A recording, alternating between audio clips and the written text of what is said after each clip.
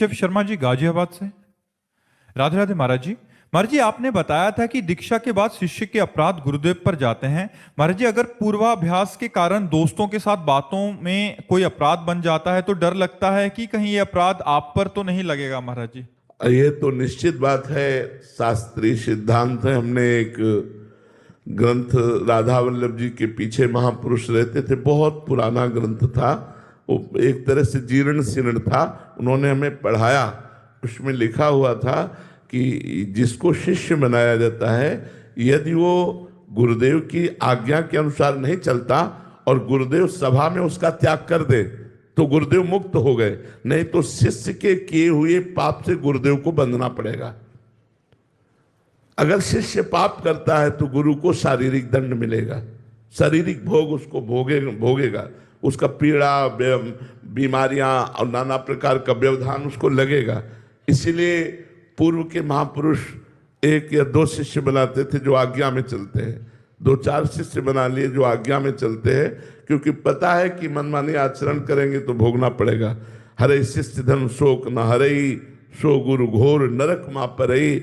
इसलिए शिष्य को चाहिए कि या तो दीक्षा ही ना ले, और जब दीक्षा ले ले तो इतना तो सोच ले कि कृपालु गुरुदेव ने मुझे नाम और मंत्र दिया है, मैं क्या उनको दुख और दर्द भेंट करूं? अगर पाप करूंगा तो मेरे गुरुदेव को दुख होगा, मेरे गुरुदेव को दर्द होगा, तो क्या ये मैं भेंट करूं? तो अगर ये बात आप रखोगे तो आप अच्छे महात्मा बन जाओगे, गृहस्थ होते हुए गुरु को लक्ष्य में रख के कि मैं कोई ऐसा पाप नहीं करूंगा जिससे मेरे गुरुदेव भगवान को कष्ट हो। गुरुदेव भगवान को सुख नहीं पहुंचा सकता तो दुख नहीं पहुंचने दूंगा, ऐसा कोई आचरण नहीं करूंगा। और ये सत्य बात है, गुरु को भोगना पड़ता है। ऐसे तो महाराज जी हम सब तो अपराधी जीव हैं महाराज जी, आपके तो हजारों शिष्य हैं महाराज जी। तो भोग तो रहे हैं ना, सबका कल्याण हो, सबका मंगल हो, इसलिए हर परिस्थिति में लगे हुए हैं। तो ये जरूर है कि हम प्रार्थना करेंगे कि या तो शिष्य ही मत बनो, और यदि बनो तो अच्छे आचरण करो। देखो, भूल चूक हो जाने के लिए कोई बात नहीं है, लेकिन जानबूझकर पाप करोगे तो आपको भी दंड मिलेगा और हमको भी भोगना पड़ेगा, ये पक्की बात है।